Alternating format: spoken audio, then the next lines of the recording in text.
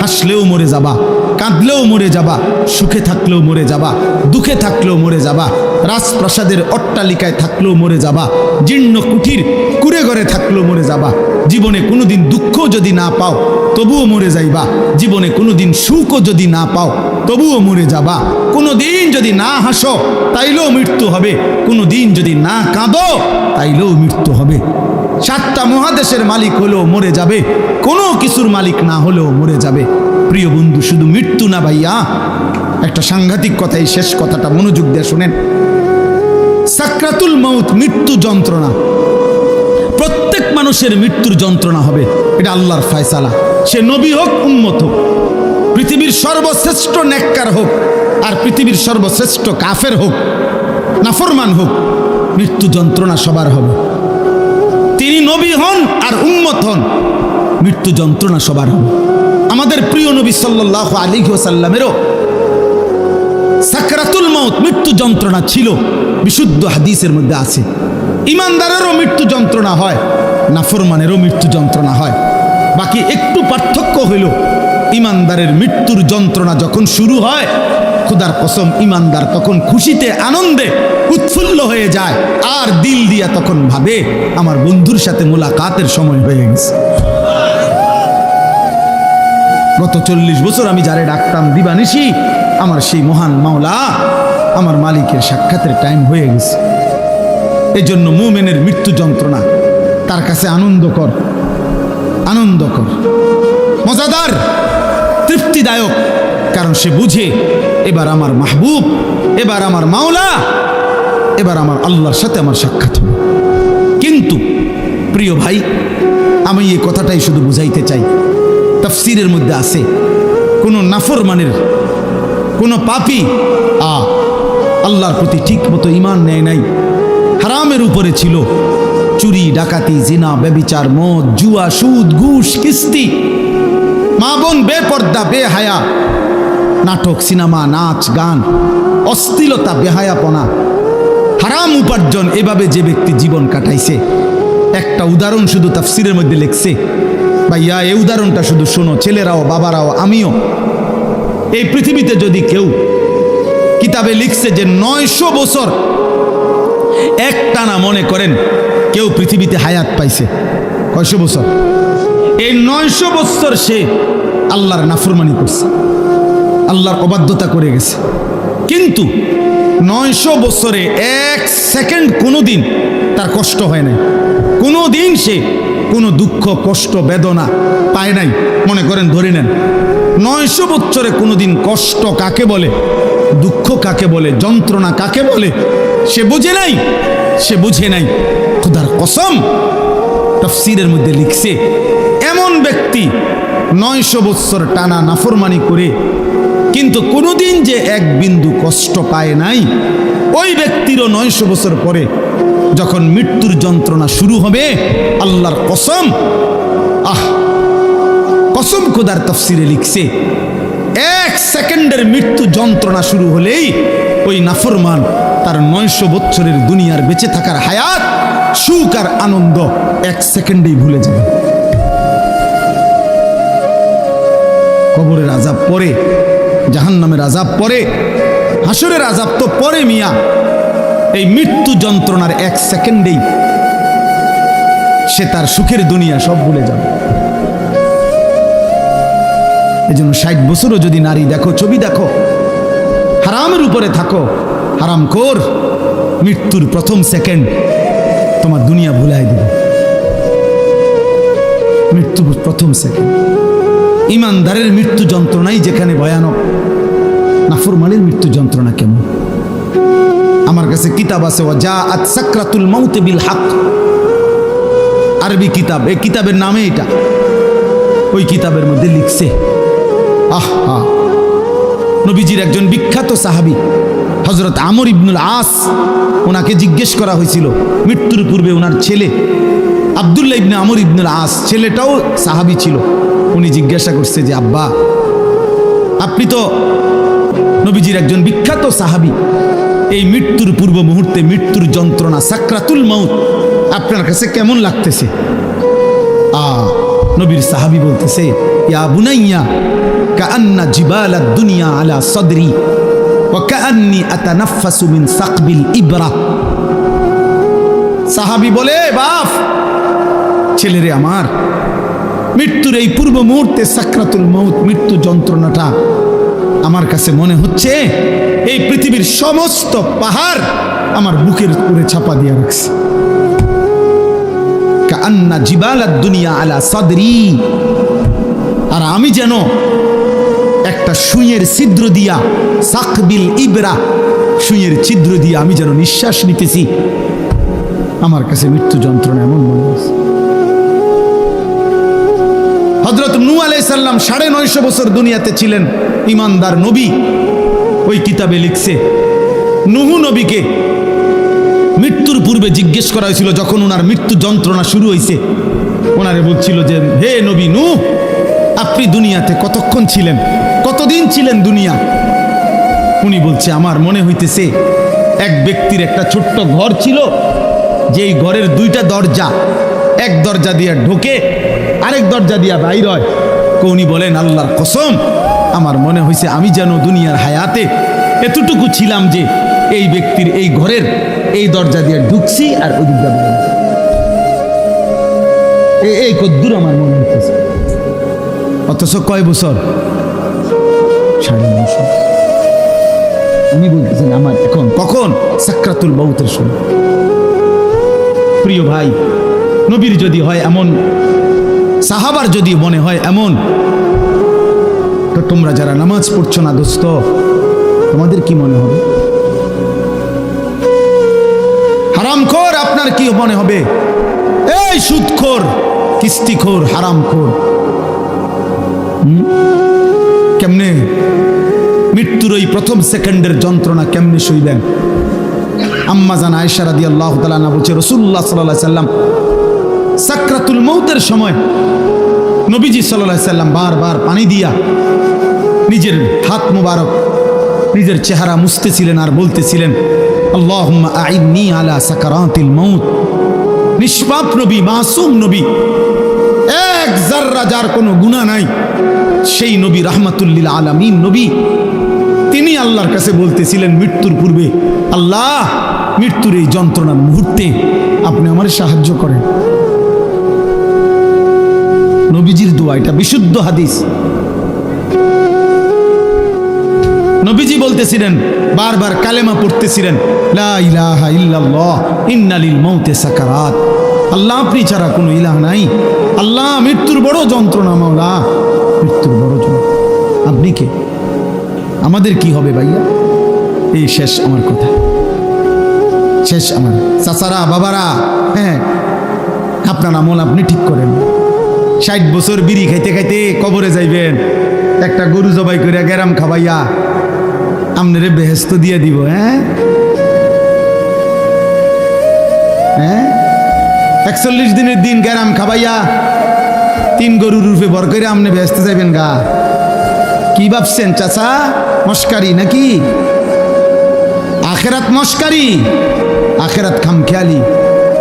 আমনের 60 বছরের সুদ, আমনের 60 বছরের কিস্তি, আমনের 60 বছরের বিড়ি, আমনের 60 বছরের গালি, আমনের 60 বছরের টেলিভিশনের নাচ গান, আপনার 60 বছরের নাটক সিনেমা দেখা, আপনার 60 বছরের চা দোকানের আড্ডা, 40 দিন পরে মানুষ 200 মেহমানদারি কইরা খালাস করলো, খালাস।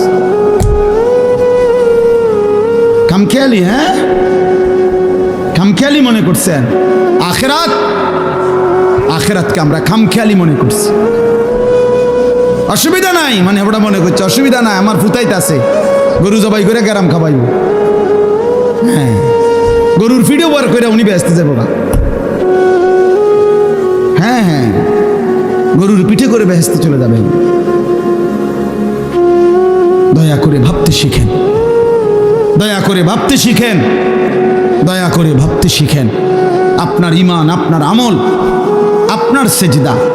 আমি প্রত্যেক দিন বলি, আজকে ওই শেষ কথা বলে গেলাম। আমি অসংখ্যবার এই কথা বলি যে বাপ ভাই, দুনিয়ার ঘর আমনে একা না হইল, আমনে পুরা শেষ করতে না পারল, অসুবিধা নাই, যে দূর পারেন রাইখা যান, বাকিরা আইসা করবে। হয়তো দাদা বিট বাঁধা গেছে, বাফে আইসা হয়তো সার ডালাই দিছে, এরপরে ফুতে আইসা চারিদিকের ইট গাইথা রুম দরজা জানালা সব ঠিকঠাক করে এখন থাকে। এরকম হইতে পারে যে 3 পুরুষ মিল্লা একটা বাড়ি হয়তো ঠিক করছে, মাটির উপরে দুনিয়ার ঘর তো এটা সাজাইতে পারে এমন। কিন্তু আমার শেষ কথা, কবর নামের ওই ঘর, মাটির নিচের যেই ঘর, আপনার ঘর যদি আপনি না সাজাইয়া যান, খোদার কসম আপনার ফুত নাতি সাজাবে না। আল্লাহ তাআলা বলছেন এটা এক মানুষের উপরে সবচেয়ে বড় শাস্তি। 2টা থাপ্পড় দেওয়া তেমন কিছু নেই, একটু পরে ডইল্লা স্বাভাবিক হয়ে যায়। 2টা ঘুষি দিলেও তেমন কিছু হয় না, একটু ব্যথা লাগছে আর কি, একটু পরে ডইল্লা ডাইল্লা স্বাভাবিক হয়ে যায়। কিন্তু গুনার রাস্তায় অনবরত চলতে থাকে, কেউ তার পিছন দিয়ে ডাকেও না, কেউ তাকে ফেরাইতেও চায় না, এমনকি আল্লাহও না, তো তারে আর ফিরাবে।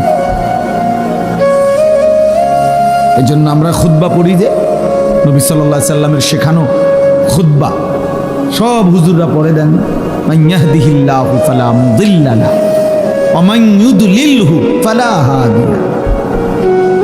এই ওয়াজের শুরুতে এটা পড়ে দেখেন না, অর্থ হলো আল্লাহ যাকে হেদায়েত দেয় তাকে কেউ পথভ্রষ্ট করতে পারবে না, আল্লাহ যাকে গুমরাহ পথ হারা করে দেয় তাকে কেউ হেদায়েত দিতে পারবে না। আব্দুল কাদের জিলানী রে বাইকটা যদি বড়ি বানাইয়া দেয় এরপরও হবে, বাইজিদ বুস্তামিরে যদি বাইকটা তারা যদি ট্যাবলেট বানাইয়া দেয় তাইলেও হবে। এই জন্য ভাইয়া এটা খুব গুরুত্বপূর্ণ যে আমার যেন এমন মুসিবত না হয় জীবনে, গুনাহকে এত লম্বা করতে নাই, যার কারণে আল্লাহ তাআলা দিল শক্ত করে দিয়েছে। ফাকাসাত কুলুবুহুম, আল্লাহ তাআলা বলেন আমার বান্দা দীর্ঘদিন গুনাহ করছিল, নাফরমানি, তো আমি একদিন তার অন্তর পাথরের মতো শক্ত বানিয়ে দিলাম। ফাকাসাত কুলুবুহুম, শক্ত বানিয়ে দিলাম। এবার আর কোনোভাবে এই দিলের মধ্যে এক বিন্দু পরিমাণ নিজের পরিণতি হবে কি, নিজের যাবে কোথায়, এটা ভুলে গেছে। এটা বহুত বড় মুসিবত। নুওয়াল্লিহি মা তাওয়াল্লা ওয়া নুসলিহি জাহান্নাম। আল্লাহ তাআলা বলেন আমার রাসূলের বিরুদ্ধে যে চলে এবং আমার মুমিনদের পথের উল্টো যে চলে, রব্বুল আলামিন বলেন একদিন আমি তাকে উল্টো পথেই চালাইতে থাকি। বেশি দিন আমার উল্টা চলতে চলতে রাসূলের একদিন আমি তাকে উল্টো পথেই চালাই, আর এই উল্টো পথেই একদিন তাকে আমি জাহান্নামে ফেলে দেব। আর কোনোদিন ফিরবার কথাও মনে পড়বে না।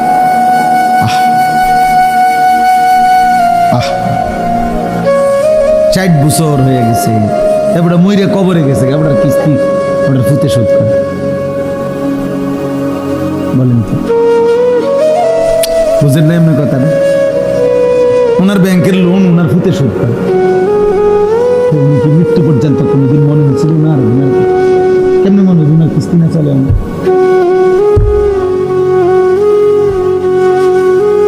বলে ওনার সুদ, ওনার কিস্তি, ওনার ফুতে সুদ। স্বামী মারা গেছে, বউয়ে, আমি জানি এরকম খবর, বউয়ে বাজারে দোকানদারদের কাছে আইটা স্বামীর সুদের টিয়া উঠে, বউ বোরখাঘাত দিয়া পর্দানসীন সুদ কর, পর্দা করে ওটি বোরখাগাও দিয়ে সুদের টিয়া উঠে।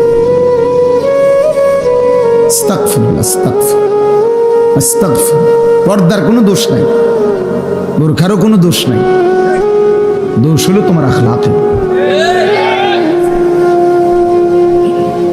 দোষ তোমার আখলাক। আমি একদিন একবার বলছে যে দাড়ি রেখে মিশা কথা কয়, আমি না দাড়ি রেখে তো মিশা কথা বলা যায়, অসুবিধা কি? দাঁড়িয়ে রেখে মিথ্যা কথা বলা যায় না? কথা বলেন না কেন? মিথ্যা বলা কবিরা গুণা নেই, তো এই শেভ করলে যায় তো তো আর কি। মিথ্যা কথা তো আলাদা জিনিস, এটা লাগে দাড়ির লোক আমরা লাগাইছেন। মিথ্যা কথা বলা এটা সে বলা হোক আর দাড়িওয়ালা হোক সবার জন্যই তো হারাম। তো এটা আমরা দাড়ির লোকে লাগাইছেন। হ্যাঁ, রোজা রেখে মিথ্যা কথা কর, তো রোজা রেখে মিথ্যা কথা বলে অসুবিধা কি? মিথ্যা কথা কি রোজা ছাড়া যায় যাচ্ছে নাকি? কথা বুঝেন নাই? এটা রোজার লাগাম না, মিথ্যা কথা লাগাইছেন। রোজার সাথে তো এটা সম্পর্ক না, আখলাকের সাথে সম্পর্ক। এই জন্য আপনি যদি বলেন যে বোরকা পরে মিথ্যা কথা কও, না না, বোরকা পরে মিথ্যা কথা বলে সমস্যা কি? মিথ্যা বলা হারাম, সবার জন্যই হারাম, সব অবস্থায় হারাম। এই জন্য এটা জরুরি বিষয়, এটা বহুত ভয়ানক বিষয়। আমি এটাই দেখাইতে চাইছিলাম। এই দেখেন, ওয়ালা ইয়াকুনু কাল্লাযীনা উতুল কিতাবা মিন ক্বাবলু ফাতালা আলাইহিমুল আমাদু ফাকাসাত কুলুবুহুম ওয়া কাসীরুম মিনহুম ফাসিকুন। আল্লাহ বলে, আমার মুমিন বান্দারা ওই ইহুদিদের মতো, ওই বেঈমানদের মতো হয়েও না, যারা এত বেশি পরিমাণ, আমি তাদেরকে আসমানি কিতাব দিয়েছিলাম, কিন্তু আমার আসমানি কিতাবের ওহীর হুকুমকে প্রত্যাখ্যান করে লম্বা লম্বা স্বপ্নের আশা, স্বপ্নের জাল বুনে তারা নিজেদের আশা পরিপূর্ণ করতে হালাল হারামের মিশ্রণ করে চলতে লাগলো। ফলে আমি একদিন ফাকাসাত কুলুবুহুম, তাদের অন্তর পাথরের মতো মজবুত করে ফেলব। এবার আর পাক নাফাক, হালাল হারাম, জায়েজ না জায়েজের কোনো অনুভূতি যাবে না। মাকেও দেখে, নিজের বোনকেও দেখে, রাস্তার মহিলাকেও দেখে, বিবিকেও দেখে, টেলিভিশনের নর্তকীকেও দেখে। মানে এই নাফরমানের কাছে হালাল হারামের কোনো পার্থক্য নেই। ওর কাছে ওর বিবি আর টেলিভিশনের মহিলা বরাবর, নিজের বউরও দেখে, সিনেমার নর্তকীরও দেখে,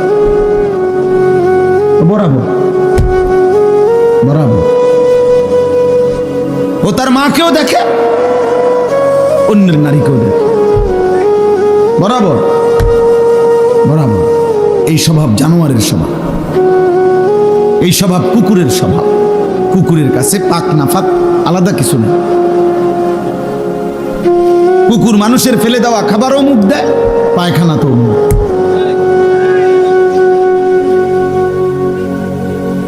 এই জন্য পাপীর স্বভাব মূলত কুকুরের স্বভাব। কুকুর উচ্ছিষ্ট ফেলে দেওয়া জিনিসে মুখ দেয়।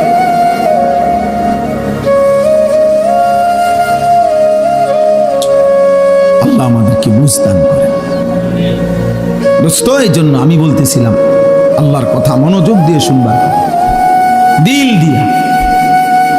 গাফেল হইলে, অমনোযোগী হইলে, দিলটা উল্টায় ফেললে মুশকিল। আল্লাহ নবী সাল্লাল্লাহু আলাইহি ওয়াসাল্লাম বলছেন, ইন্না কুলুবাল ইবাদ বাইনা ইসবাআইন মিন আসাবি'ir রহমান ইউকাল্লিবুহু কাইফা ইয়াশা। নবী সাল্লাল্লাহু আলাইহি ওয়াসাল্লাম বলেন, প্রত্যেক মানুষের অন্তর আল্লাহ তাআলার কুদরতি দুইটি আঙ্গুলের মাঝখানে, আল্লাহর কুদরতি আঙ্গুলের মাঝে। প্রত্যেক মানুষের দিল, আল্লাহ নবী সাল্লাল্লাহু আলাইহি ওয়াসাল্লাম বলেন, ইউকাল্লিবুহু কাইফা ইয়াশা।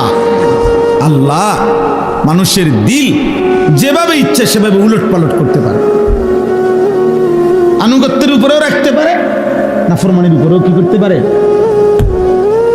এই জন্য আমাদের প্রিয় নবী সাল্লাল্লাহু আলাইহি ওয়াসাল্লাম, নবীজি সাল্লাল্লাহু আলাইহি সাল্লাম খুব বেশি যেই দোয়াগুলো পড়তেন, এর মধ্যে একটা দোয়া ছিল এটা। নবীজি বেশি বেশি এই দোয়াটা পড়তেন, ইয়া মুকাল্লিবাল কুলুব সাব্বিত কলবি আলা দীনিক। হে অন্তর সমূহের পরিবর্তনকারী, উলট পালটকারী আল্লাহ, আমার অন্তরটা, আমার দিলটা আপনার দ্বীনের উপরে মজবুত রাখেন। আমি যেন ঘুম যেতেও আপনাকে মনে রাখি, আমি যেন ঘুম থেকে উঠেও আপনাকে মনে রাখি, আমি যেন আপনাকে ভুলে না যাই, আপনাকে ভুলে না যাই। আমি যেন আপনাকে ঘুমাবার আগেও মনে রাখি, ঘুমাতে উঠেও মনে। এই জন্য নবী সাল্লাল্লাহু আলাইহি সাল্লাম ঘুম যেতেও দোয়া করতেন, ঘুম থেকে উঠেও দোয়া করতেন কিনা, আল্লাহুম্মা বিসমিকা আমুতু ওয়া আহয়া। আবার ঘুম থেকে উঠে বলতেন আলহামদুলিল্লাহিল্লাযী আহয়ানা বা'দা মা আমাতানা ওয়া ইলাইহিন নুশুর। খাবারের শুরু তো আল্লাহর নাম নিতেন, তো খাবার শেষ করেও আল্লাহর নাম। বাথরুমে ঢুকতেও আল্লাহর নাম নিতেন, তো বের হয়েও আল্লাহর নাম। প্রত্যেকটা নড়াচড়াতে ওয়ালা জুনুবিহিম, আল্লাহ বলছে মোমেন প্রতিটা নড়াচড়ায় তুমি তোমার মালিকের নাম নাও। ওয়ালা জুনুবিহিম অর্থ পার্শ্ব পরিবর্তন, কারণ ওঠে বদলতে বদলতে। অর্থাৎ কেউ যদি এই কোমর এদিকে ফিরায়, এমন করি না আমরা, আল্লাহ, তো এরকম কোমর পথ যাইতে গেল আল্লাহ, এদিকে ফিরলো আল্লাহ।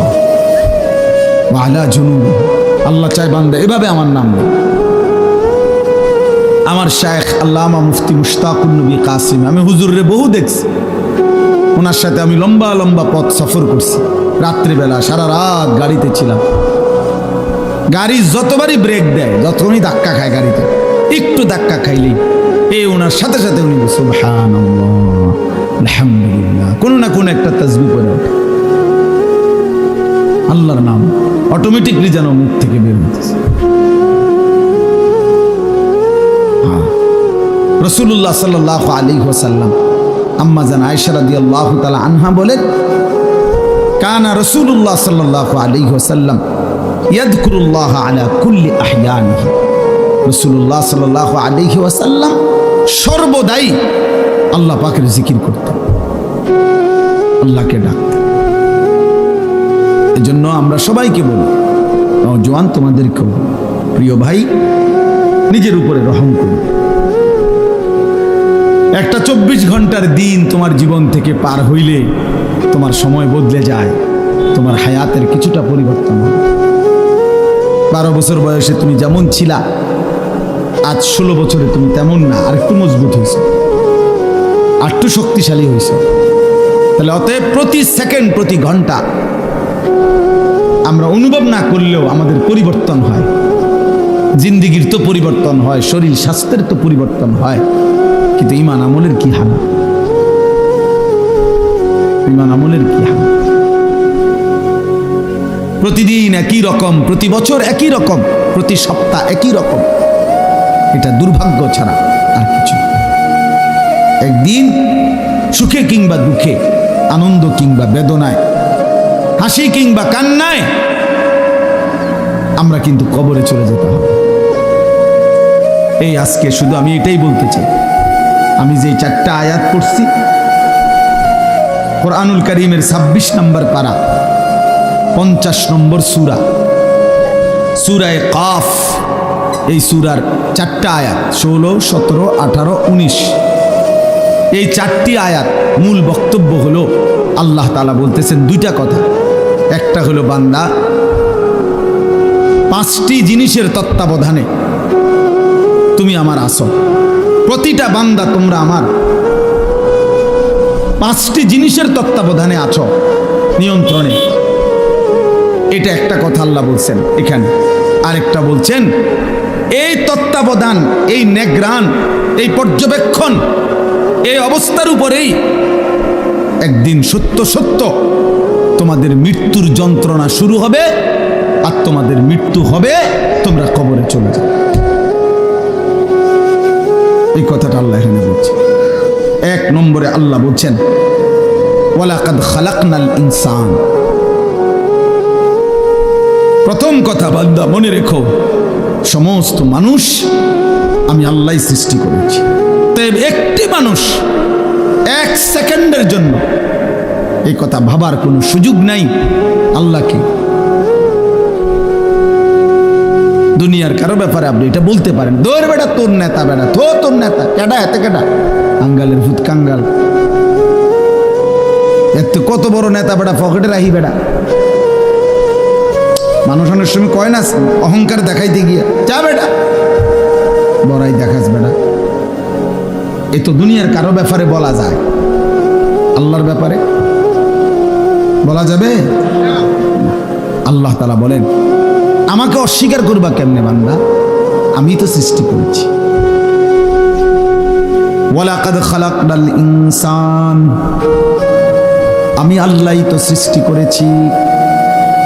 লাকাদ খালাকনাল ইনসানা ফি আহসানি তাকওয়িম, এই কায়নাতের সবচেয়ে সুন্দর আকৃতি দিয়ে আমি আল্লাহই তো মানুষকে সৃষ্টি করেছি। রব্বুল আলামিন বলেন, কোটি কোটি আমার সৃষ্টি বান্দা, চারিদিকে তাকিয়ে দেখো, ফুল কত সুন্দর, ফল কত সুন্দর, পাখি কত সুন্দর, গাছ কত সুন্দর, মাছ কত সুন্দর। তো আল্লাহ বলে, চারটা কসম করে বলি বান্দা, তুমি তার চাইতে কোটি গুণ বেশি সুন্দর। যদি ফুল এত সুন্দর হয়, যদি মাছ এত সুন্দর হয়, যদি এই পৃথিবীর পাখিগুলো এমন সুন্দর হয়, আল্লাহ বলেন, ওয়াত্তিনি ওয়াজ্জাইতুন ওয়া তুরি সিনিন ওয়া হাদাল বালাদিল আমিন, আমি চারটা কসম করে বলছি বান্দা, তুমি সবচাইতে বেশি সুন্দর। তোমারে বড় যত্ন করে বানিয়েছি, তোমারে আমি বানিয়েছি। ইন্না খালাকনাল ইনসানা মিন নুতফাতিন আমশাজ, আল্লাহ বলেন, তোমার বাবার কাছ থেকে বের হওয়া, তোমার মায়ের জরায়ুতে পৌঁছা, আমি আল্লাহর কুদরতে ওই এক ফোঁটা নাপাক বীর্য থেকেই আমি তোমাকে সৃষ্টি করেছি। এই বহু জায়গায় কথাগুলো বলছে, একই কথা, একই কথা বলছে। আল্লাহ তাআলা বলছে, ইন্না খালাকনাল ইনসানা মিন সুলালাতিন মিন তিন, আল্লাহ বলে, শুকনো ঠনঠনে, কোনো কাদা নাই, পানি নাই, একদম শুকনো মাটি থেকে আমি আল্লাহই তোমাকে মানুষকে সৃষ্টি করেছি। রব্বুল আলামিন বলেন, ইয়া আইয়ুহাল ইনসানু মা গাররাকা বিরাব্বিকাল কারীম, আল্লাহ বলে, বান্দারে আমার, মানুষ রে আমার, এমন দয়ালু মেহেরবান মাওলা আমি আল্লাহ, আমার মতো এমন দয়ালু মেহেরবান মাওলাকে ছেড়ে দিতে কে তোমাকে ধোঁকা দিল? কে তোমাকে বলল যে ওই মালিককে সেজদা দিও না? কে তোমাকে বুঝাইয়া দিল না ফরমান, এমন মালিকের নাফরমানি করো, এই মালিকের নিষেধ শুইনো না? আহ, সুদ কে হারাম করছে? ঘুষ কে হারাম করছে? মদ কে হারাম করেছে? জুয়া কে হারাম করেছে? চুরি কে হারাম করেছে? ডাকাতি কে হারাম করেছে? জিনা কে হারাম করেছে? ব্যভিচার কে হারাম করেছে? নামাজ পড়তে আদেশ কে করেছে? বেনামাজি হতে নিষেধ করেছে কে? এই নাফরমান। তাহলে এমন মালিকের নাফরমানি কেমনে করো? 365 দিনে খোদার এক বছরে কোনোদিনও ফজরের নামাজ পড়লা না, মুসলমানের বাচ্চা এত বড় জানোয়ার হয়?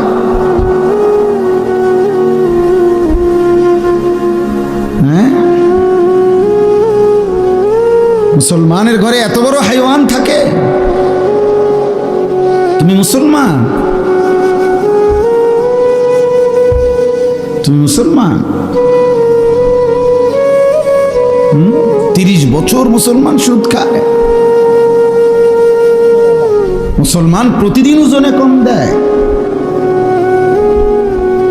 মুসলমান সারা রাত নর্তকী দেখে, উলঙ্গ ছবি দেখে। মুসলমানের যুবক প্রতিদিন জিনার ব্যভিচার তালাশ করে। এই মুসলমান।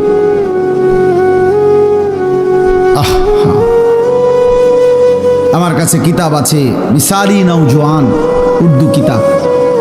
ওইখানে আছে পাকিস্তানের একজন বিশ্ববিখ্যাত বুজুর্গ ছিলেন, মুজাহিদ ছিলেন, হযরত মাওলানা মুফতি নিজামউদ্দিন শামজাই রহমতুল্লাহ আলাইহ, যাকে প্রকাশ্যে আল্লাহর দ্বীনের কথা বলার জন্য প্রকাশ্যে দিবালোকে গুলি করে মেরে ফেলছে, শহীদ করে ফেলছিলেন। তিনি বলছিলেন, হে যুবক, উনি যুবকদেরকে লক্ষ্য করে একটা কথা বলছিলেন যে, হে যুবক, এই পৃথিবীর প্রথম দিন থেকে এই পর্যন্ত পৃথিবীর ইতিহাস তুমি খুঁজে দেখো।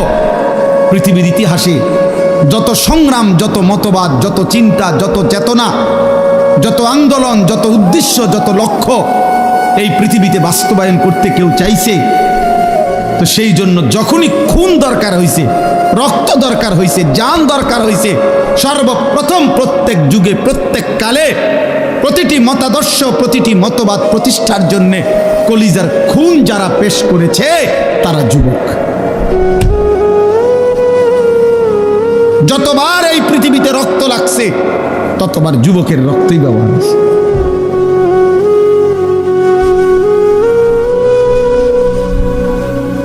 নওজোয়ানের রক্তই খুনি ব্যবহার।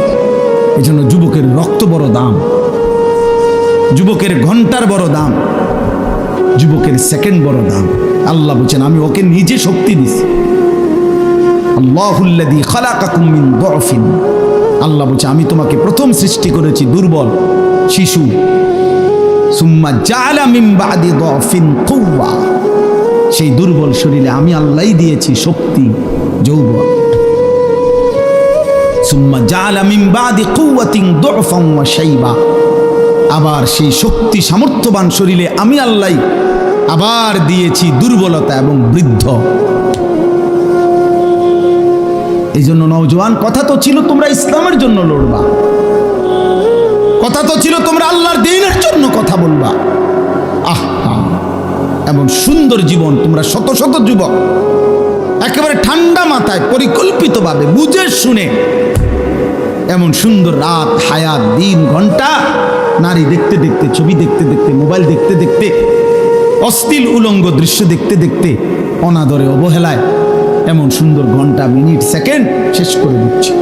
আহা, ঠিক হলো না। এই পৃথিবী গড়বে কে? তাই ইসলামের জন্য কিছু করবে কে? তাই আল্লাহর দ্বীনের জন্য কিছু করবে কে? বাপ, সারা পৃথিবীর মজলুম মুসলমানকে কে বাঁচাবে?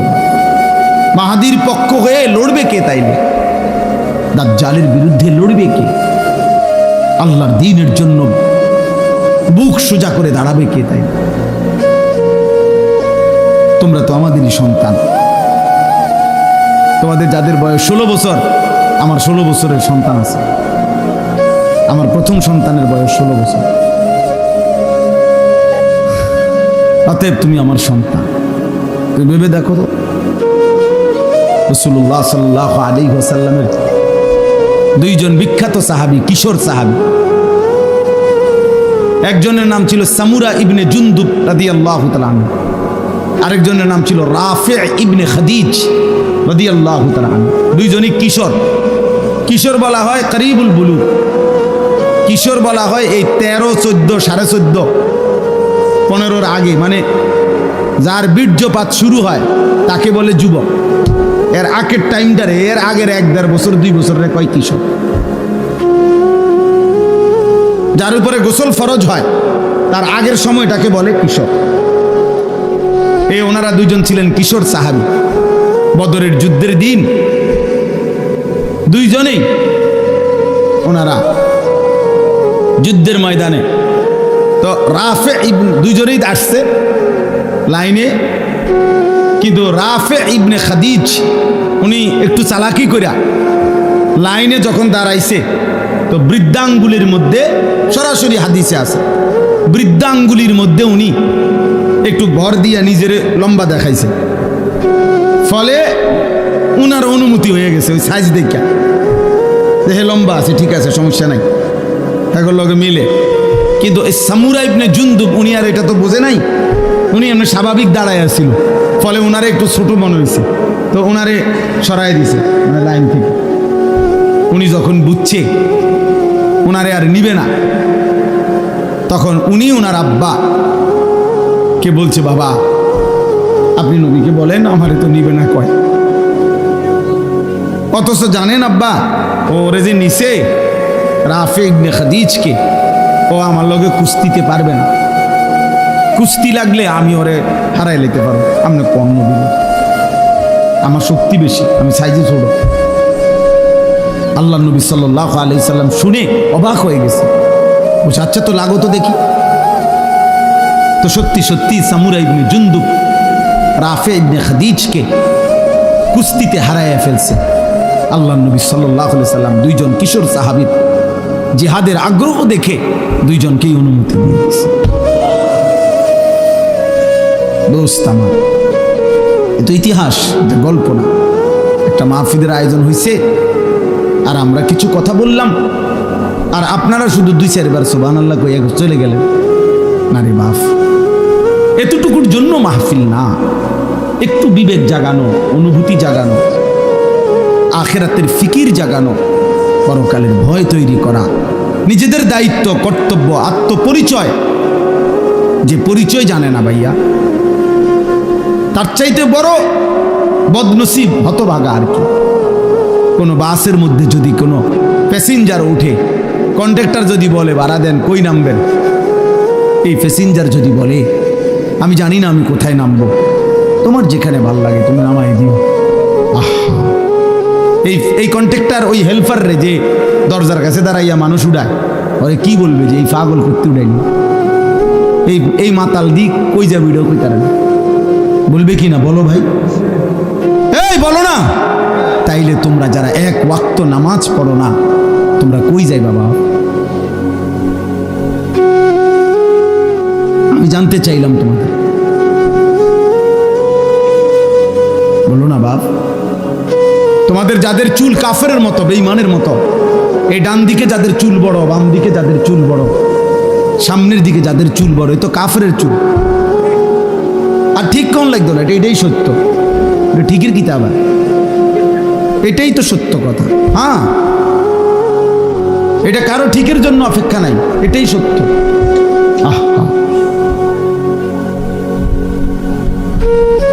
বলো ভাই, তুমি কোথায় যাবা এই চুলের ফ্যাশন নিয়ে? টার্গেট কি? মানে টার্গেট কি? কোন নারীকে দেখানো? তো আমরা পাঞ্জাবি টুপি পরে আমাদের কি বিবি মিলে নাই? এই পৃথিবীর টুপি দাড়িওয়ালা তাহলে বিয়ে করে নাই? তো তুমি কোন দিকে যাচ্ছ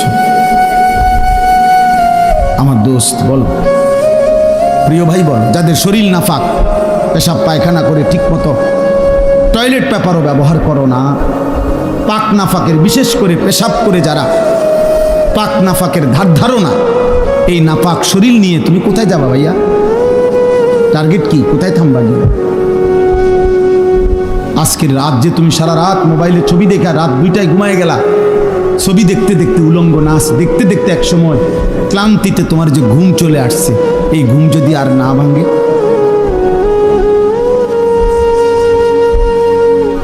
অনেক সিএনজির পিছনে লেখা থাকে, বাসের পিছনে লেখা থাকে, ঘুম ভাঙলে সকাল, না ভাঙলে পরকাল, লেখা থাকে না? ভেবে দেখো ভাইয়া। তো এই নাফাক শরীর কেউ তো জানলো না, তো তোমার গন্তব্য কোথায়? গন্তব্য কোথায়? এই জন্য আল্লাহ তাআলা বলছেন, বান্দা যাচ্ছ কোথায় তুমি? আমার থেকে ছুটবা কেমনে? আমি তো তোমাকে সৃষ্টি করেছি। ওয়ালাকাদ খালাকনাল ইনসান। এই জন্য এই কথা আল্লাহ প্রথম প্রত্যেককে মনে করাই দিছে, বান্দা মনে রেখো তুমি কিন্তু আমার সৃষ্টি। যদি তোমার সামান্য বিবেকও থাকে, তাহলে তুমি আমার নাফরমানি কমপক্ষে করতে পারো না, কারণ আমি তোমারে বানাইছি, তুমি আমার। এই কায়নাত আমি সৃষ্টি করেছি তোমার জন্য। হুয়াল্লাযী খালাকা লাকুম মা ফিল আরদি জামিআ। আল্লাহ বলছে তামাম দুনিয়ার সব কিছু আমি আল্লাহ তোমাদের জন্য সৃষ্টি করেছি। ওয়াসাখখারা লাকুম মা ফিস সামাওয়াতি ওয়াল আরদ। আল্লাহ বলেন আসমান ও জমিনের সব আমি আল্লাহ তোমাদের অধীনস্থ করে দিয়েছি। আমি অধীনস্থ না করলে তোমাদের বিমান বাতাসে উড়তো না, আমি অধীনস্থ না করলে তোমাদের জাহাজ পানিতে ভাসতো না। এটা আমি আল্লাহ তোমাদের অধীন করেছি। ওয়াযাল্লালনাহা লাহুম ফামিনহা রাকুবুহুম ওয়া মিনহা ইয়াকুলুন। সূরা ইয়াসিনের আয়াত। আল্লাহ বলেন চতুষ্পদ প্রাণী, গরু, ওট, মহিষ গাধা, ঘোড়া, আল্লাহ বলেন এগুলো আমি তোমাদের অধীন করেছি, ফলে কোনোটা তোমরা জবাই করে গোশত খাও আর কোনোটার পিঠে চড়ে তোমরা চলাফেরা করো। আমি অধীন না করলে পারতাম না। একটা ঘোড়া, তুমি তোমার মতো দেড় বিড়া বেড়া ঘোড়ারে তুমি সামাল দিতে পারতা না। একটা লাথি দিলে তুমি উড়ে যাবে। আল্লাহ বলেন ওকে আমি তোমার অধীনস্থ করে দিয়েছি বান্দা।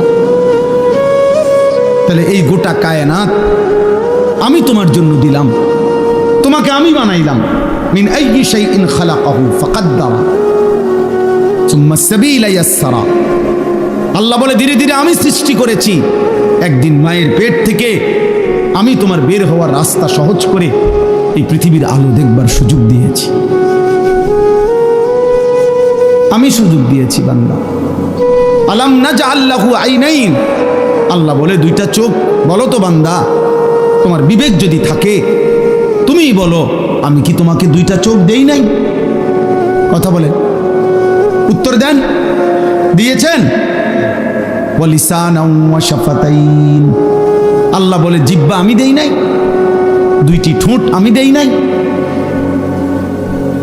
বলে এভাবে বারবার কোরআনে আল্লাহ তাআলা মনে করাই দিচ্ছে, বান্দা আমি সৃষ্টি করেছি, আমি সৃষ্টি করেছি। তুমি আমার থেকে সরতে পারবা না, তুমি আমার বাঁধন থেকে ছুটতে পারবা না। যত বড় শক্তিধরী হও, তুমি যত বড় অহংকারী হও না কেন,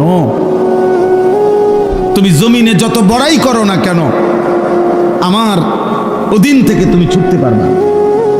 ওয়ালা তামশি ফিল আরদি মারাহা ইন্নাকা লান তাখরিকাল আরদা ওয়া লান তাবলুগাল জিবালা তুলা। আল্লাহ বলে আমার বান্দা অহংকার করে জমিনে হেঁটো না, কারণ যত জোরেই পাও মারো না কেন তুমি তো মাটি ফাটাইতে পারবা না। আবার ঘাড় যত উঁচাই করো না কেন তুমি তো ওই পাহাড় সমান লম্বা হইতে পারবা না। বড়াই করো কেন? অথচ বৃষ্টির ফোঁটা পানি জমিন ছিদ্র করে ফেলে, কিন্তু তোমার বুট জুতা তো জমিন ফাটাইতে পারে না, ফাটাইতে পারে না। এক তাল গাছ তো তোমার চাইতে লম্বা, এক সুপারি গাছ তো তোমার চাইতে লম্বা, একটা খেজুর গাছ তো তোমার চাইতে লম্বা। অহংকার করো কেন? এক বুজুর্গকে, এক যুবককে, এক বুজুর্গ আল্লাহর ওলি ওই যুবককে বলছিল, হে যুবক অহংকার না করে ধীরে সুস্থে হাঁটো। যুবক তখন বলছিল, এ মিয়া আমা তারিফুনি, চেনেন আপনি আমাকে, আমি কে? কথা বলতেছে। তখন ওই বুজুর্গ বলছেন, হ্যাঁ চিনি তো তোমাকে, চিনি। ও কে বলেন? ও চিনি তোমাকে, তুমি হলা সেই মানুষ যার প্রথম শুরু ছিল দুর্গন্ধযুক্ত নাপাক একটু বীর্যের ফুটা। তোমাকে চিনি আমি, ও চিরেই মৃত্যুর মাধ্যমে যে হয়ে যাবে দুর্গন্ধযুক্ত একটা পচা লাশ। তোমাকে চিনি আমি, যে এই হায়াতটুকু নিজের পেটে প্রতিদিন চলাফেরা করতেছে, বহন করছে কিছু নাফাক পায়খানা। এই হলে তুমি। বড়াই করছো কেন? তোমার আমি চিনি না? তুমি তো দুর্গন্ধযুক্ত নাপাক এক বীর্যের ফোঁটা ছিলা, আর চোখ বন্ধ হলেই তুমি হয়ে যাবা দুর্গন্ধযুক্ত পচা লাশ। আর পেটে এখন তোমার আছে দুর্গন্ধযুক্ত কিছু পায়খানা। তো যার শুরু মাঝখান শেষ সবই দুর্গন্ধ, তার আবার অহংকার কিসে? তার আবার অহংকার কিসে? একজন বিশ্ববিখ্যাত খলিফা ছিলেন হযরত ওমর ইবনে আব্দুল আজিজ রাহমাতুল্লাহি আলাইহি, ইসলামের পঞ্চম খলিফা। তিনি বলতেন মাঝে মাঝে কবরস্থানে গিয়ে হযরত ওমর ইবনে আব্দুল আজিজ কবরের দিকে তাকাইয়া বলতো, ইয়া মাউতু মাজা ফাআলতা বিল আহিব্বা। হে মৃত্যু, হে কবর, আমার বন্ধুদের সাথে তুমি কি করেছো বলো? আমার আপনজনদের সাথে তুমি কি করেছো বলো তো? আইনাল আহবাব, আইনাল আসদিকা, আইনাল জুল্লাস, আইনাস সাম্মার। অর্থ হলো আমার বন্ধুরা কোথায়, আমার আত্মীয়রা কোথায়, আমি যাদের সাথে বসতাম তারা কোথায়? ওসিরা, আমি তার কাছে থাকি। আমারে আড়াল করবো কেন? এই তিনটা কথা। আরেকটু, তাহলে তিনটা হইল। এক নাম্বার, আল্লাহ আমারে মনে করাই দিছে, আনিস আমি তোমাকে সৃষ্টি করেছি। দুই নাম্বার, আল্লাহ আমাকে বলতেছে, আনিস তোমার অন্তরের গভীরে যেই কথা আসা যাওয়া করে, কল্পনাগুলোও আমি জানি। তিন নাম্বার, তোমার রক্তের শিরা উপশিরায় আমি আল্লাহ তাআলা তার চাইতে বেশি কাছে আছি। এবার চার নম্বরে আল্লাহ বলেন, ইয ইয়াতালাক্কাল মুতালাক্কিয়ানে আনিল ইয়ামিনি ওয়া আনিশ শিমালি কাঈদ। আল্লাহ বলে, বান্দা 4 নম্বরে মনে রেখো, 24 ঘন্টা তোমার ডানে এবং বামে আমার 2জন ফেরেশতা আছে। আছে? কথা বলে না? আছে তো? ওরা লিখছে। এই 4টা হল। 5 নাম্বার, মা ইয়ালফিজু মিন কাউলিন ইল্লা লাদাইহি রাকিবুন আতীদ। আল্লাহ বলে, বান্দা তারা তো 2জন আছেই, অতিরিক্ত আরেকজন ফেরেশতা আছে যে তোমার এই 2 জবান মানে 2 ঠোঁটের মাঝখানে যে জিহ্বা, এই জিহ্বা দিয়ে তুমি যা বলো, যখন যা বলো, যা করো, 24 ঘন্টায় তুমি যেই শব্দটাই বলো না কেন, উচ্চারণ করো না কেন, ভালো মন্দ, উপকারী অপকারী, জিকির দাও করো আর গালি দাও, আল্লাহ বলে এই জিহ্বা দিয়া যা বের হয়, আল্লাহ তাআলা বলেন আমার আরেকজন ফেরেশতা তোমার মুখের প্রতিটা উচ্চারণ লিখে রাখে। এই কয়টা হইল? 5টা। কয়টা? 5টা। 1, আমি তোমাকে সৃষ্টি করেছি, আমার থেকে যাইবা কেন? 2, তোমার অন্তরের গভীর বিষয়টা আমি জানি, আমার থেকে লুকাবা কেন?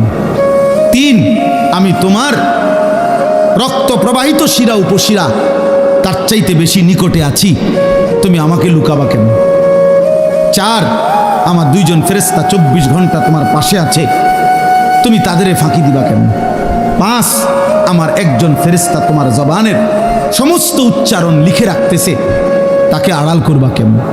এবার আল্লাহ বলেন, শেষ কথা হলো এই, আল্লাহ তাআলা বলেন, ওয়াজাআত সাকরাতুল মাউতি বিল হক। বান্দা এই আমি দেখতেছি, আমি জানি, আমি তোমার কাছে আছি, আমার 2জন ফেরেশতা, আমার একজন পৃথক জবানের কথা লেখার ফেরেশতা, এই পুরা তত্ত্বাবধানের ভিতরেই আমি আল্লাহ তোমারে জানিয়ে দিলাম, তুমি কাজে লাগাও বা নষ্ট করো হায়াতটাকে, আমল করো কিংবা নাফরমানি করো, আনুগত্য করো আর অবাধ্যতা করো, তুমি মনে রাখো এই অবস্থাতেই একদিন তোমার ওয়াজাআত সাকরাতুল মাউতি বিল হক, সত্য সত্য কাজে লাগাও আর বরবাদ করো, একদিন সত্যি সত্যি তোমার মৃত্যু যন্ত্রণা চলে আসবে, মৃত্যুর সময় হয়ে যাবে। আর প্রত্যেক মানুষের মৃত্যুর সময় সর্বপ্রথম তার একটা মৃত্যুর যন্ত্রণা শুরু হয়, এটারে সাকরাতুল মাউত বলে। এরপরে আজরাইল আইসা মালাকুল মউত তার জান কবজ করে, জান কবজের আগেই তার একটা মৃত্যুর যন্ত্রণা হয়। আল্লাহ বলে, যালিকা মা কুনতা মিনহু তাহিদ। এই মৃত্যু যন্ত্রণা থেকেই বান্দা, এই মৃত্যু থেকে তুমি গত 40 বছর, 30 বছর, 60 বছর পলায়ন করতে চেয়েছিলে, কিন্তু সেই মৃত্যু যন্ত্রণা শুরু হবে। মৃত্যুর সময় আসবেই আসবে, হাসলেও মরে যাবা, কাঁদলেও মরে যাবা, সুখে থাকলেও মরে যাবা, দুঃখে থাকলেও মরে যাবা, রাজপ্রাসাদের অট্টালিকায় থাকলেও মরে যাবা, জীর্ণ কুঠির কুড়ে ঘরে থাকলেও মরে যাবা। জীবনে কোনোদিন দুঃখ যদি না পাও তবুও মরে যাইবা, জীবনে কোনোদিন সুখও যদি না পাও তবুও মরে যাবা, কোনোদিন যদি না হাসো তাইলেও মৃত্যু হবে, কোনোদিন যদি না কাঁদো তাইলেও মৃত্যু হবে। 7টা মহাদেশের মালিক হলেও মরে যাবে, কোনো কিছুর মালিক না হলেও মরে যাবে। প্রিয় বন্ধু, শুধু মৃত্যু না ভাইয়া, একটা সাংঘাতিক কথা, এই শেষ কথাটা মনোযোগ দিয়ে শোনেন।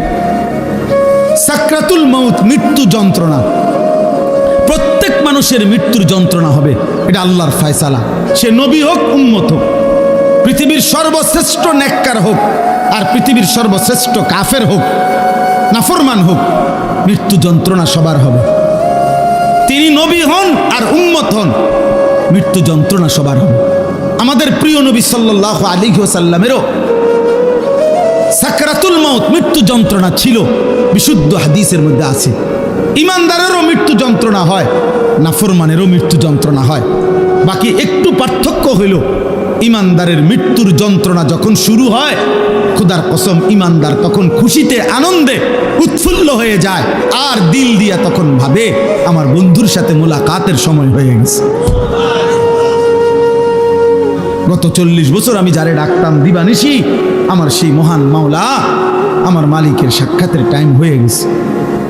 এই জন্য মুমিনের মৃত্যু যন্ত্রণা তার কাছে আনন্দকর, আনন্দকর, মজাদার, তৃপ্তিদায়ক। কারণ সে বুঝে এবার আমার মাহবুব, এবার আমার মাওলা, এবার আমার আল্লাহর সাথে আমার সাক্ষাৎ হবে। কিন্তু প্রিয় ভাই, আমি এই কথাটাই শুধু বুঝাইতে চাই, তাফসীরের মধ্যে আছে কোন নাফরমানের, কোন পাপী আল্লাহর প্রতি ঠিক মতো ঈমান নেয় নাই, হারামের উপরে ছিল, চুরি, ডাকাতি, জিনা, ব্যভিচার, মদ, জুয়া, সুদ, ঘুষ, কিস্তি, মা বোন বেপর্দা, বেহায়া, নাটক, সিনেমা, নাচ, গান, অশ্লীলতা, বেহায়াপনা, হারাম উপার্জন, এভাবে যে ব্যক্তি জীবন কাটাইছে, একটা উদাহরণ শুধু তাফসীরের মধ্যে লিখছে। ভাইয়া, এই উদাহরণটা শুধু শোনো, ছেলেরাও, বাবারাও, আমিও। এই পৃথিবীতে যদি কেউ, কিতাবে লিখছে যে 900 বছর একটানা, মনে করেন কেউ পৃথিবীতে হায়াত পাইছে, কয়শো বছর? এই 900 বছর সে আল্লাহর নাফরমানি করছে, আল্লাহর অবাধ্যতা করে গেছে। কিন্তু 900 বছরে 1 সেকেন্ড কোনোদিন তার কষ্ট হয় নাই, কোনোদিন সে কোনো দুঃখ, কষ্ট, বেদনা পায় নাই। মনে করেন, ধরে নেন 900 বছরে কোনোদিন কষ্ট কাকে বলে, দুঃখ কাকে বলে, যন্ত্রণা কাকে বলে সে বুঝে নাই, সে বুঝে নাই। খোদার কসম তাফসীরের মধ্যে লিখছে, এমন ব্যক্তি 900 বছর টানা নাফরমানি করে কিন্তু কোনোদিন যে এক বিন্দু কষ্ট পায় নাই, ওই ব্যক্তিরও 900 বছর পরে যখন মৃত্যুর যন্ত্রণা শুরু হবে, আল্লাহর কসম, কসম খোদার তাফসীরে লিখছে, 1 সেকেন্ডের মৃত্যু যন্ত্রণা শুরু হলেই ওই নাফরমান তার 900 বছরের দুনিয়ার বেঁচে থাকার হায়াত, সুখ আর আনন্দ 1 সেকেন্ডেই ভুলে যাবে। কবরের আযাব পরে, জাহান্নামের আযাব পরে, হাসরের আযাব তো পরে মিয়া। এই মৃত্যু যন্ত্রণার 1 সেকেন্ডেই সে তার সুখের দুনিয়া সব ভুলে যাবে। এই জন্য 60 বছরও যদি নারী দেখো, ছবি দেখো, হারামের উপরে থাকো, হারামখোর, মৃত্যুর প্রথম সেকেন্ড তোমার দুনিয়া ভুলাই দেবে। মৃত্যুর প্রথম সেকেন্ড।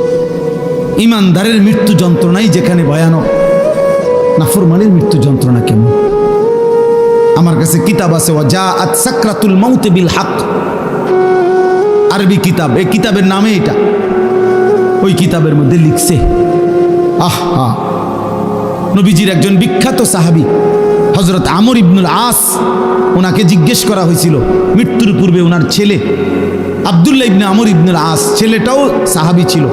উনি জিজ্ঞাসা করছে যে, আব্বা, আপনি তো নবীজির একজন বিখ্যাত সাহাবী, এই মৃত্যুর পূর্ব মুহূর্তে মৃত্যুর যন্ত্রণা, সাকরাতুল মাউত আপনার কাছে কেমন লাগতেছে?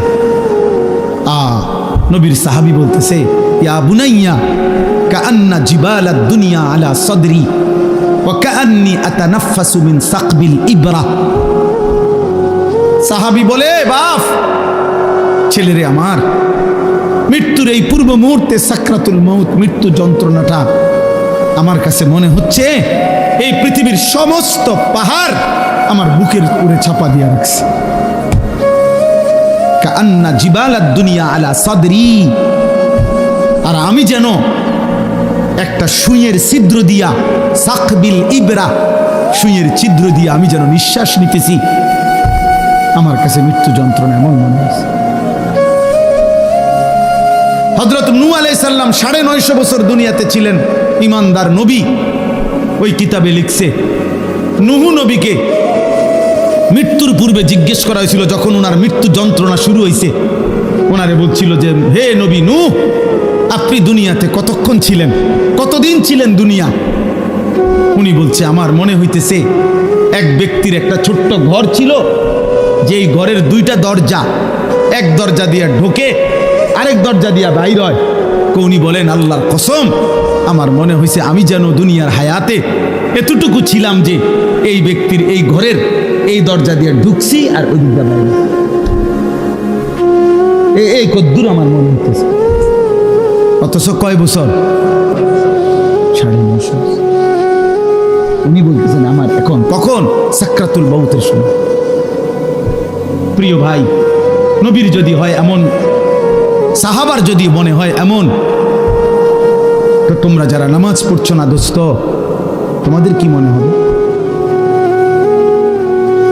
হারামখোর আপনার কি মনে হবে? এই সুদখোর, কিস্তিখোর, হারামখোর, কেমনে মৃত্যুর ওই প্রথম সেকেন্ডের যন্ত্রণা কেমনে সইলেন? আম্মা জান আয়েশা রাদিয়াল্লাহু তাআলা আনহা বলছে রাসূলুল্লাহ সাল্লাল্লাহু আলাইহি সাল্লাম সাকরাতুল মউতের সময় নবীজি সাল্লাল্লাহু আলাইহি সাল্লাম বারবার পানি দিয়া নিজের হাত মুবারক নিজের চেহারা মুছতেছিলেন আর বলতেছিলেন আল্লাহুম্মা আইন্নি আলা সাকারাতিল মউত। নিষ্পাপ নবী, মাসুম নবী, এক যাররা যার কোনো গুনাহ নাই, সেই নবী রাহমাতুল লিল আলামিন নবী, তিনি আল্লাহর কাছে বলতেছিলেন মৃত্যুর পূর্বে, আল্লাহ মৃত্যুর এই যন্ত্রণার মুহূর্তে আপনি আমার সাহায্য করেন। নবীজির দোয়া, এটা বিশুদ্ধ হাদিস। নবীজি বলতেছিলেন, বারবার কালেমা পড়তেছিলেন, লা ইলাহা ইল্লাল্লাহ ইন্না লিল মাউতি সাকারাত।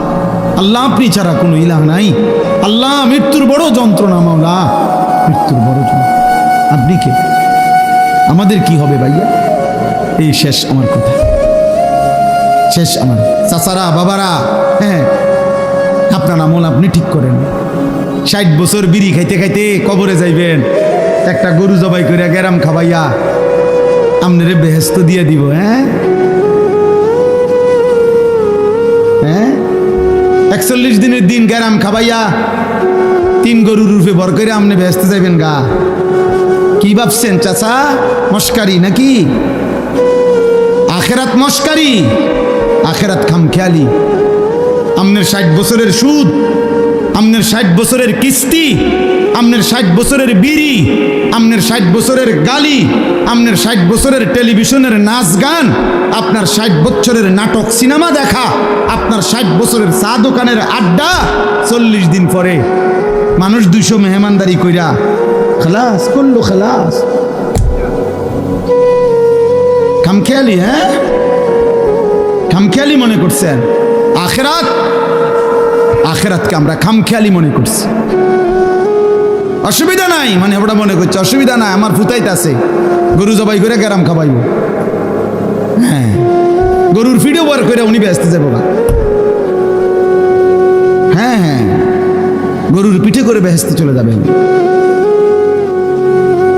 দয়া করে ভাবতে শিখেন, দয়া করে ভাবতে শিখেন, দয়া করে ভাবতে শিখেন। আপনার ঈমান, আপনার আমল, আপনার সেজদা। আমি প্রত্যেক দিন বলি, আজকে ওই শেষ কথা বলে গেলাম। আমি অসংখ্যবার এই কথা বলি যে বাপ ভাই, দুনিয়ার ঘর আমনে একা না হইল, আমনে পুরা শেষ করতে না পারল অসুবিধা নাই, যে দূর পারেন রাইখা যান, বাকিরা আইসা করবে। হয়তো দাদা বিট বাঁধা গেছে, বাফে আইসা হয়তো ছাদ ডালাই দিছে, এরপরে ফুতে আইসা চারিদিকের ইট গাইতা রুম দরজা জানালা সব ঠিকঠাক করে এখন থাকে। এরকম হইতে পারে যে 3 পুরুষ মিল্লা একটা বাড়ি হয়তো ঠিক করছে, মাটির উপরে দুনিয়ার ঘর তো এটা সাজাইতে পারে এমন। কিন্তু আমার শেষ কথা, কবর নামের ওই ঘর, মাটির নিচের যেই ঘর, আপনার ঘর যদি আপনি না সাজাইয়া যান, খোদার কসম আপনার ফুত নাতি সাজাবে না। গরুর গুস্ত আর ফার্মের মুরগা দিয়া, পাঙ্গাস মাছ দিয়া আপনার কবর রাজা মাফিত না কাকা। জি না, কিছু সোয়া বইটারে, কিন্তু ফিডা আশা করা যায় না। মাটিতে তো পড়ব, উনি তো মাটিতে থাকতে তখন। আল্লাহ আমাদেরকে হেফাজত করেন। এজন্য চা দোকানের বিরোধিতা করবেন না, নিজের ঈমান আমল নিয়ে ভাবেন, মসজিদের সাথে সম্পর্ক করেন। নামাজের সাথে সম্পর্ক করেন। দুনিয়ার প্রয়োজন শেষ করতে পারতেন না। আমনে সত্য মিথ্যা সুদ ঘুষ কিস্তি দিয়েও আপনার সংসারের প্রয়োজন আপনি শেষ করতে পারবেন না। আপনি মরার পরেও সংসারের বহু খরচ বাকি থাইকা যাবে। আমনে মরার 6 মাসের মাথা দেখবেন আমনের ঘরে সোফার কোনা ভাঙ্গা গেছে, জানালার গ্রিল নষ্ট হইয়া গেছে, দরজার সিটকারি খুলিয়া গেছে, বাথরুমের প্লাস্টিকের দরজা এডি ভাঙ্গা ঠুরঠুর হয়ে গেছে, জুরজুর হইয়া গেছে। এগুলা নাই। অনেক কিছুই আবার করতে হবে সন্তানরা। কাজে দুনিয়া আপনি আপনার বিবি বাচ্চার দুনিয়া শেষ করতে পারতেন না, ওরা আবার করতে হবে। তো কাজে কেন মিথ্যা বললেন? কেন সুদ খাইলেন? কেন কিস্তি নিলেন? কেন হারাম খাইলেন? কেন ওজনে কম দিলেন? বিনিময়ে পরিবারের অভাব তো দূর করতে পারলেন না, ফাঁকি দিয়া নিজের আখিরাতটা নষ্ট করলেন। অতএব দয়া করে প্রত্যেকেই নিজ হায়াতে, যার হায়াত আছে যতক্ষণ, সুযোগ আছে ততক্ষণ এখন তওবা করেন, এখন চোখের পানি ফেলেন, এখন কাঁদেন, ইনশাআল্লাহ বরকত হবে। আল্লাহ তাআলা আমাদেরকে তৌফিক দান করেন, আল্লাহ তাআলা আমাদেরকে কবুল করেন। আজকের এই মাহফিল আল্লাহ তাআলা বরকত দান করেন। যাদের ভালোবাসায়, যাদের আয়োজনে এই মাহফিল, মসজিদওয়ালা সকলকে আল্লাহ তাআলা মাফ করে দেন। আমার কিশোর ছেলেরা একজনও যদি বুঝে থাকো ভাইয়া, সবাই একসাথে বদলাবে না, আমরা এটা জানি বাপ, কিন্তু আমার অনুরোধ রইল নওজোয়ান তোমাদের কাছে, দয়া করে তোমরা প্রত্যেকেই নামাজ পড়ো, গুনাহ ছাড়ো বাপ, মোবাইলের ছবি, নারীর নেশা কমাও বাপ। যে চাহিদা আল্লাহ দিছে আল্লাহ সেটা পূরণ করে দিবে। পেটের খিদা যিনি দিছেন তিনি খাবারেরও ব্যবস্থা করছেন, পানির তৃষ্ণা যিনি দিছেন তিনি পানিরও ব্যবস্থা রাখছেন। অতএব লজ্জাস্থানের চাহিদা যিনি দিয়েছেন, হালাল স্ত্রী তিনি ব্যবস্থাও করে দিবেন। তুমি সবর করো, কুত্তার মতো, জানোয়ারের মতো পরের নারীর দিকে হা করে তাকায় থাইকো না বাপ। এই জীবন একদিন তোমারে জাহান্নামেই নিয়ে যাবে, একদিন ধিক্কৃত করবে। কোনো নেশাখোর, গাঁজাখোর, কোনো জিনাখোর, কোনো ব্যভিচারী, কোনো লম্পট চরিত্রহীনকে পৃথিবী কোনোদিন 100 কোটি বছর পরেও পৃথিবী তাকে কোনোদিন সম্মানের সাথে স্মরণ করবে না, তাকে লানতেই দিবে, অভিশাপই দিবে।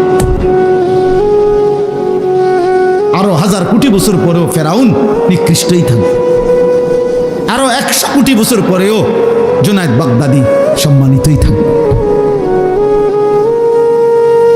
অতএব পৃথিবী তোমারে থুতুই মারবে, বেনামাজিকে, চরিত্রহীনকে।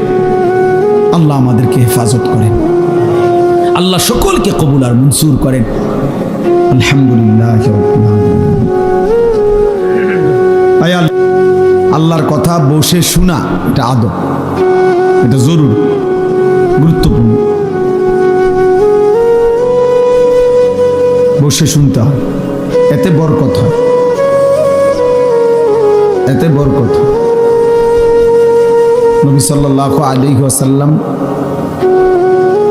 যেখানেই কথা বলতেন, সাহাবায়ে কেরাম নবী সাল্লাল্লাহু আলাইহি ওয়াসাল্লামের কথা বসে শুনতেন। হযরত জিবরাইলের মতো ফেরেশতা যখন নবীজির কাছে মানুষের আকৃতিতে আসতেন, তখন নবীজির সামনে মুখোমুখি হয়ে বসতেন।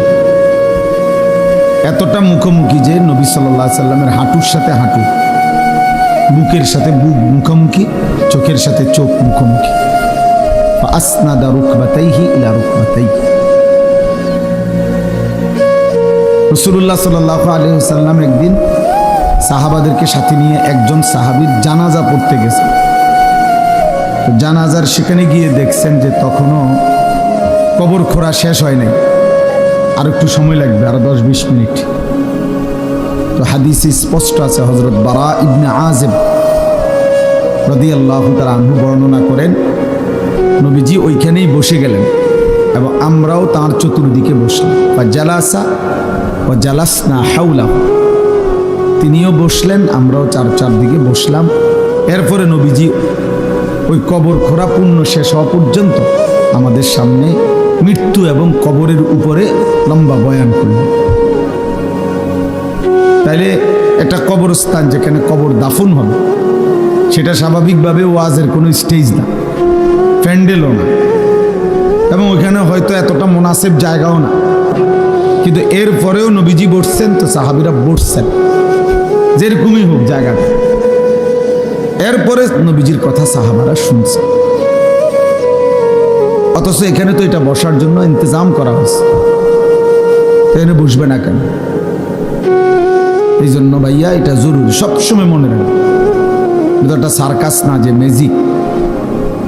কিছুক্ষণ দেখে গেলাম আগের দিনের বাজারে বাজারে যে ওষুধ বেচত ক্যাম্বাসাররা, ওই মানুষ চারদিকে ঘিরাও দিয়ে দাঁড়াইতো, মাঝখান দিয়ে ওষুধ বেচত, গান গাইতো। আমার ছোট্টবেলায় মনে আছে, একবারে 2-3-তে পড়ি যে সময়, প্রাইমারি, আমার বোনের বাড়িতে গেলে, আমার বোন জামাই বাজারের বড় ব্যবসায়ী ছিল, তো মাঝে মধ্যে এগুলা যে ক্যাম্বাসাররা ওষুধ বেচে এগুলা শুনতে যাইতাম, ছোট আছিলাম। তো বলতো যে এখনই গান শুরু হবে, আপনারা মনোযোগ দিয়ে গান শুনেন। এই এক লাইন হয়তো গান কইছে, এরপরে হইতে আবার ওই হইতে ওষুধের কাহিনী, গান আর শেষ হয় না। এরপরে আপনার এই ওষুধটা 4টা কাজ করে, ওই ওষুধ বেছে। এই যে ওইখানে মানুষ যেরকম গোল হইয়া দাঁড়ায়, তো এইটা তো এমন না। এই জন্য ভাই আল্লাহর কথা মনোযোগ দিয়ে বসে শুনতে হবে, সবসময় মনে রাখতে হবে। কোনো গাফেল মানুষ, অমনোযোগী, আল্লাহর কথা তার কলিজায় পৌঁছায়। 2 নম্বর কথা হলো হাতে ধরা সবগুলো মোবাইল বন্ধ করতে হবে।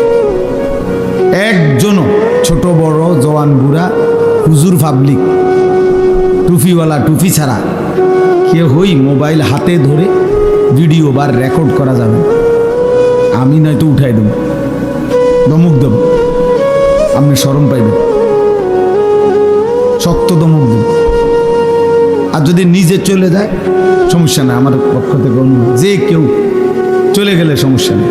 আমার এটা তো কোনো নির্বাচনী জনসভা না, আর আমি কোনো প্রার্থীও না, আমার কোনো মার্কা নেই। অতএব আমি জনসমর্থন দিয়ে কি করি? অনেক মানুষ হইলেও সমস্যা নাই, কম হইলেও সমস্যা নেই। আল্লাহর কথা একজনের জন্য যে পরিমাণ গুরুত্ব, 1,00,000 জনের জন্য সে পরিমাণই গুরুত্ব, বরাবর সমান গুরুত্ব। নবী সাল্লাল্লাহু আলাইহি ওয়াসাল্লাম একজনকেও কালেমার দাওয়াত দিয়েছেন, 1000 জনকেও দাওয়াত দিয়েছেন। এই জন্য ভাই একটা ছেলে কিছুক্ষণ সময়, আমরা একদম ঘড়ি ধরা, টাইম হিসাব করা। অতএব অল্প একটু সময় মনোযোগ দিয়ে আমাদের চেহারার দিকে তাকিয়ে আল্লাহর কথা শুনলে বরকত। গাফলত, যেই বা বোতল উল্টায় রাখে, যেই গ্লাস উল্টায় রাখে, সেটাতে 1 সাগর পানি ঢাললেও সেই গ্লাস কোনোদিন পুরবে না। তাহলে পানির সমস্যা না, মূলত এটা উল্টানো ছিল, এই জন্য সমস্যা। বালতি উল্টায় রাখছে, কলস উল্টায় রাখছে। এই জন্য যে মানুষের দিল গাফেল, তার দিলে তার সামনে 1000 কথাও কোনো কাজ হয় না। নবী সাল্লাল্লাহু আলাইহি ওয়াসাল্লাম বলছেন, কিছু মানুষের দিল কাল কুজে নির্বাদান, উল্টানো কলসির মতো, উল্টানো কলসি।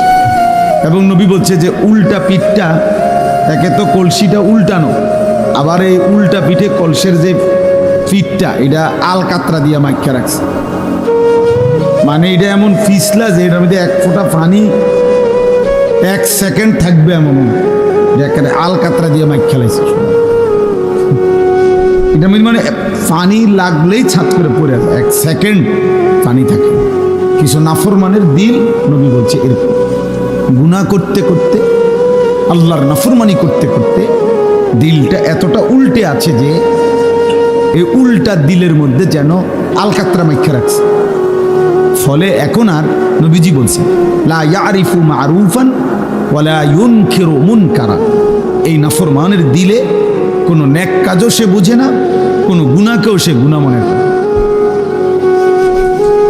গুনাহকেও গুনাহ, হাসতে হাসতে বিড়ি খায়, কথা কয়, গপ করে, বিড়িও খাইতেছে, এইটা যে গুনাহ, এটা ওনার অনুভূতি আছে মনে হয়, বুঝেন না? পানও খায়, বিড়িও খায়, একরকম, ওটা বরাবর। চাও খায়, বিড়িও খায়, সিগারেট, দুটোটা ওনার কাছে সেই। কোনোদিন আর বিবেক জাগে না, অনুভূতিও নেই। সবার সামনে খোলামেলা, সবার সামনে প্রকাশ্যে দিনের আলোকে বসে বসে টেলিভিশনের মধ্যে নর্তকীর নাচ চলতেছে, উনি দেখতেছে। অথচ সেটা যে পাপ, এটা যে একটা গুনাহ, হ্যাঁ, এই অনুভূতিটা নেই। এটা বহুত বড় দুর্ভাগ্য। 30 বছর ধরে প্রত্যেক দিন সুদ খায়, মিশা কথা কয়, হাসতে হাসতে, কথায় কথায় গালি দেয়, হাসতে হাসতে গালি দেয়। আবার অন্যরা মজা পায় গালি দিলে, দিছিনি তোরে অন। তার মানে গুনাহকে আর গুনাহ মনে হয়। লা ইয়ারিফু মারুফান ওয়া লা ইউনকিরু মুনকার। আল্লাহর নবী সাল্লাল্লাহু আলাইহি সাল্লাম বলেন, যার দিল উল্টে যায়, আল্লাহর নাফরমানি করতে করতে আলকাতরার মতো হয়ে যায়, ওই নাফরমানের দিলে আর কোনো নেক কাজ নেক মনে হয় না, গুনাহের কাজকে গুনাহ মনে হয়, গুনাহ মনে হয়। বাটপারির জন্য আরো পরিকল্পনা করে, সুদের ব্যবসার জন্য আরো অফিস খুলছে। তার মানে আমার সুদের উপরে আমি আরো লোক রাখছি, আরো সুদের পরামর্শদাতা আছে। আপনারা বলেন আরো কি লেটেস্ট পদ্ধতিতে সিটারি করা যায়? সিটারের উপরে আরো পরামর্শ চলতেছে, হারামের উপর। আস্তাগফিরুল্লাহ। কোন মানুষের উপরে সবচেয়ে বড় মুসিবত এটা। কোন মানুষের সবচেয়ে বড় বিপদ কি? যে তার গন্তব্য ভুলে যায়। ফাআনসাহুম আনফুসাহুম। আল্লাহ বলছে, আমাকে ভুলে গেলে আমি তোমারে ভুলাই দেব। আমি তোমাকে ভুলিয়ে দেব। কি ভুলিয়ে দেব? তোমার আখিরাত, তোমার কবর। ফাআনসাহুম মাসালিহাহুম ফাআনসাহুম আখিরাতাহুম। আল্লাহ বলেন, আমি তার কল্যাণ ভুলিয়ে দেব, আমি তার আখিরাত ভুলিয়ে দেব। ভাত খাবে, ঘুম যাবে, পেশাব পায়খানা করবে, দুনিয়ার প্রয়োজন পূরণ করবে, নারী, ছবি, নাচ, গান, গান বাদ্য, মদ, জুয়া, সুদ, ঘুষ, নেতাগিরি, মাতবুরি, ফুডাঙ্গিরি, এটি সব চলবে, কিন্তু আখিরাত ভুলে যাবে, কবর ভুলে যাবে, তার কল্যাণ কিসে সেটা ভুলে যাবে।